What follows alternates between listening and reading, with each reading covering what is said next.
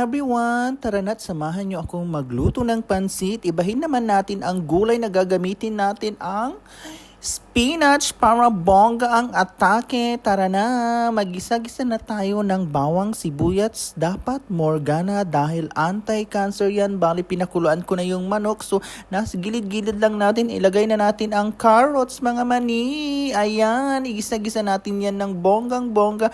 Alam nyo ba, dito na ako talaga natuto magluto ng pansit dahil tinuruan lang ako ng syupatembang ko. Dahil nung naalala ko Pasko, nung sabi ko anong handa natin pansit, sabi ko hindi ako marunong magluto kaya inaral ko talaga. Ayan, lagyan natin ng paprika at saka asin. Nasa inyo na yan kung gaano karami pero less asin lang tayo. Ayan, ilagay na natin ang spinach. Dapat half cook lang yan. Ganyan lang ang atake natin. Wag nating masyadong lutuin kasi madaling maluto yan.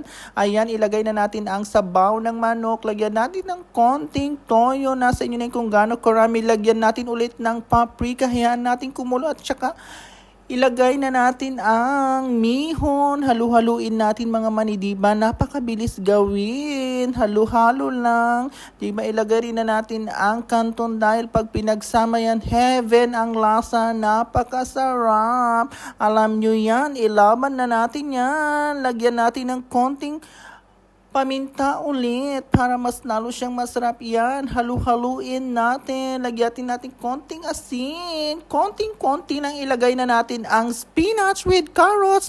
Please